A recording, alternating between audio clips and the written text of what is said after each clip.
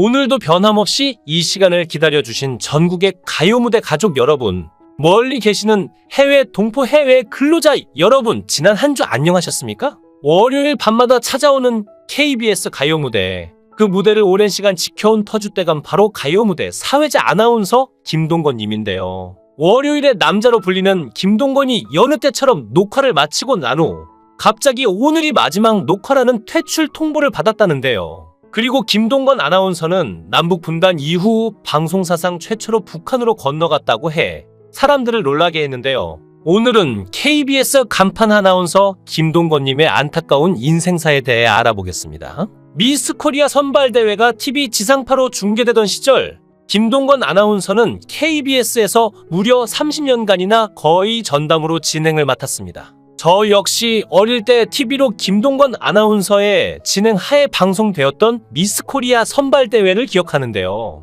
이후 프리랜서를 선언한 뒤에도 1994년, 1995년 MBC 생중계 진행을 맡았으니 이 정도면 미스 코리아 선발대회 하면 자연스레 김동건 아나운서를 떠올릴 법도 합니다. 방송에서 김동건은 친어머니는 3살 때 돌아가시고 아버지는 6.25 때 납북되셔서 행방불명이다. 내가 지금 어머니라고 부르는 분은 친엄마의 언니, 즉 이모라고 말했죠. 이어 친어머니가 돌아가시기 전에 자신을 불러 손을 꼭 잡고 이야기하던 기억이 난다고 하였습니다. 김동건은 이와 같은 가족사를 말을 할 수 없었던 이유는 키워주신 어머니가 들으시면 통곡을 하시기 때문에 가족들에 대한 배려와 부모님들에 대한 애틋한 감정을 엿볼 수 있었죠. 김 아나운서는 2003년부터 한동안 가요무대의 진행을 전인석 KBS 아나운서에게 넘겼다가 2010년에 복귀한 히스토리가 있습니다.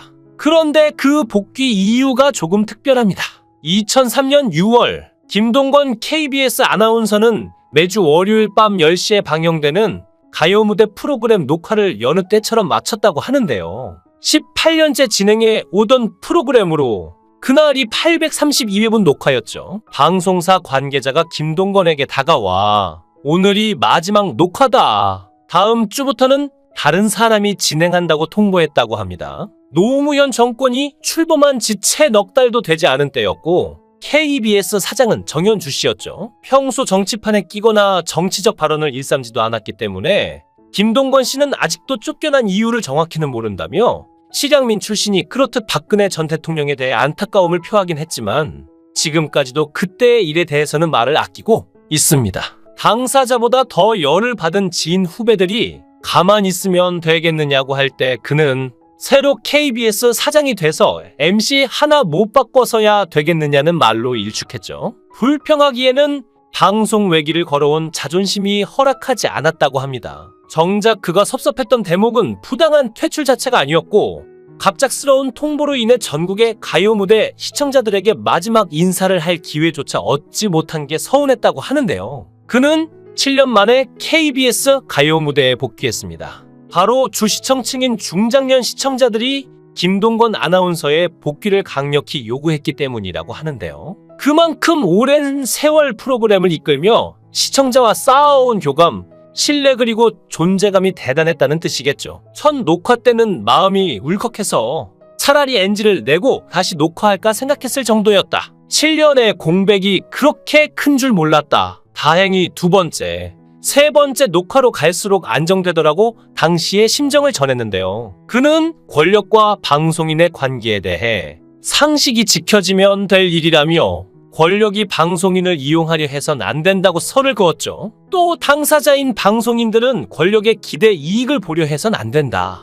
그게 기본 상식 아닌가라고 말했습니다. 김동길 교수가 연세대 시절 보았던 김동건은 내가 만난 사람들 중에 가장 예의 바른 사람이었다고 기억했는데요. 그는 선배나 스승을 모시는데 아주 깍듯했고 신뢰라는 말이 그의 사전에는 없다고 합니다. 뿐만 아니라 후배들을 일일이 돌보아주는 정성, 그것 또한 아무도 그를 못 따랐고 인간관계가 김동건만큼 철저한 사람은 없었다고 하죠. 김동길 교수가 대학에 들어온 김동건을 처음 알게 된 것은 신입생들의 인솔교사가 되어 여러 학생들을 거느리고 광릉에 소풍을 갔을 때였다고 하는데요. 60-70명이 같이 갔던 것으로 기억하는데 그때도 그 모임의 사회자는 김동건이었다고 합니다. 사회를 잘 보는 사람은 목소리가 좋고 말솜씨가 있고 눈치가 빨라야 하는데 김동건은 그런 모든 재능을 타고난 것만은 확실했죠. 김동길 교수는 광릉에 소풍 갔던 그날의 일은 잊을 수가 없다고 하는데요. 점심을 먹기 위해 흩어지기 전에 미리 우리 대학은 술 먹는 것을 용납하지 않는다.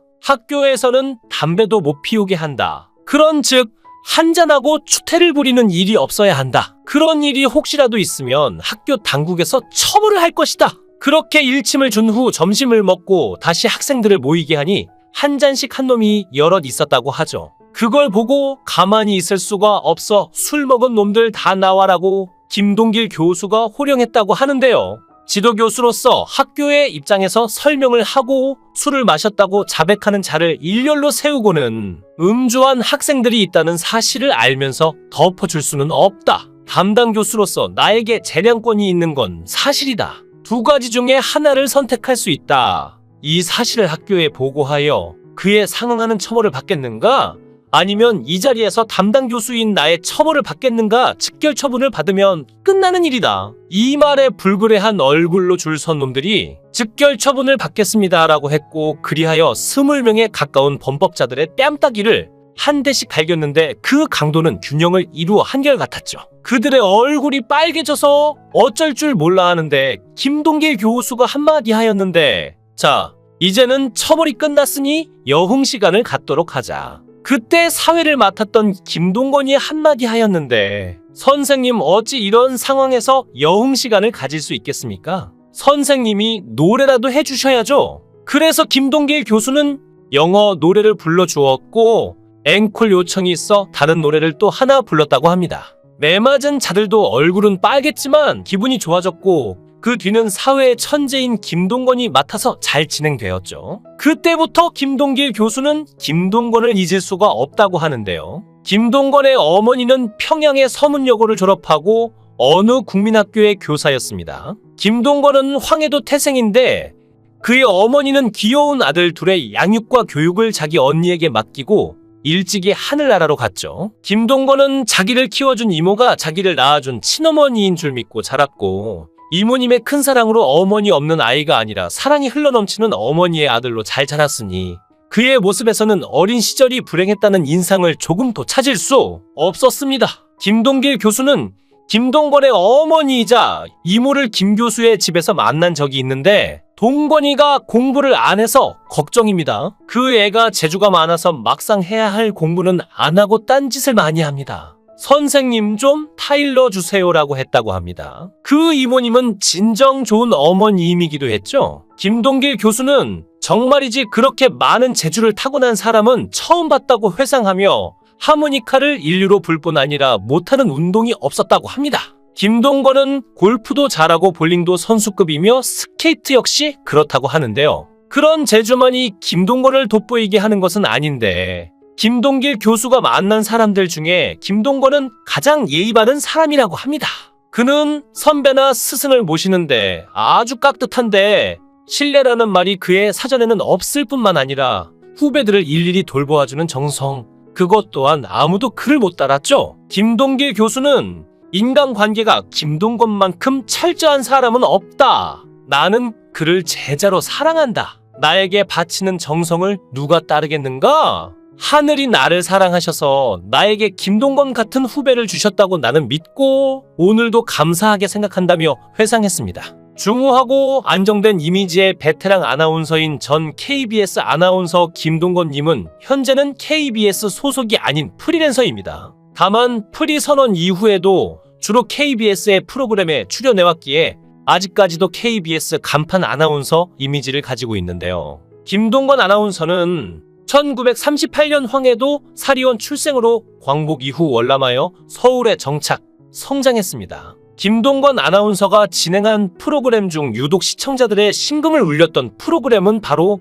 이상가족을 찾습니다 일 텐데요. 메인 MC 4인 중 한 명이었던 김동건 아나운서는 당시 방송 중 충격으로 쓰러져 혼전한 출연자에게 응급처치를 하며 "이 무슨 비극입니까?" 하며 눈물을 흘렸죠. 이 장면은 현재까지도 방송 자료 화면으로 자주 인용되고 있습니다.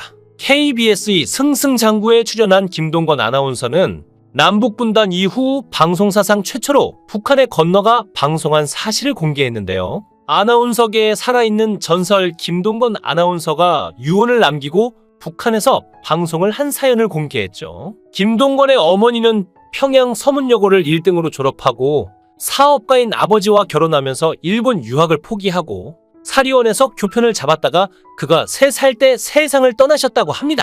그래서 어머니는 그의 딸보다 어린 20대의 모습 그대로 자신의 사진첩에 남아있다고 하죠. 그가 1985년부터 무려 33년간 진행하는 가요 무대에서 가장 많이 언급되는 주제가 고향과 어머니인데요. 어머니 무덤에 가서 풀이라도 뽑고 마음껏 울어보는 게 그의 마지막 소망이라고 합니다. 77년을 어머니 없이 살았는데 80살이 된 지금에 와서 왜 점점 더 어머니가 그리워지는지 모르겠다며 요즘 고향 음식을 맛볼 수 있는 사리원 냉면집에 통가지 않는다고 하는데요. 공연한 고향 생각에 마음만 천근만근 무거워질 것이기 때문이라고 하죠. 김동건은 1985년 남과 북이 서로 공연단을 교환했던 때 그와 김정구 선생인 남쪽 공연단의 사회자와 가수로 함께 평양에 방문했습니다.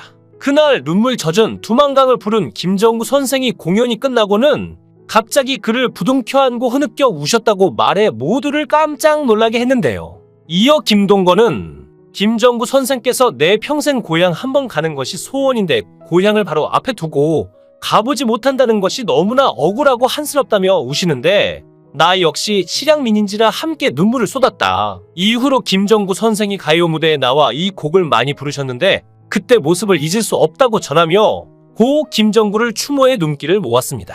김동건 아나운서는 남북이 분단되고 40년 만에 처음으로 북한에 갔었는데 너무나 무섭고 두려워 친한 친구에게 유언을 남기고 떠났었다고 깜짝 고백해 모두를 놀라게 만들었죠. 이어 그는 그런데 실상 북한에 가니 생각과는 달리 안전에 안심이었다며 당시 목숨을 걸고 북한에 가서 겪은 생생한 경험담을 공개했는데요. 김동건 아나운서는 북한에 가게 된다는 이야기를 듣고 3개월 동안 아무에게도 이야기하지 못했다며 심지어 어머니가 나중에라도 아시고 놀라실까봐 어머니 방에 있는 TV까지 치우고 북에 다녀왔다고 비하인드 스토리를 전했죠. 이젠 가요 무대 사회자 그 이상으로 프로그램 그 자체가 된 김동건 아나운서 늘 건강히 그 자리를 지켜주시길 바라봅니다. 여태껏 그래왔듯 건강하게 장수하시면서 방송을 통해서 대중들에게 오랫동안 즐거움과 기쁨을 선사해 주셨으면 합니다. 영상을 끝까지 시청해 주시고 귀한 시간 내주셔서 대단히 감사합니다. 구독, 좋아요 꼭 부탁드립니다. 더 좋은 영상으로 보답하겠습니다.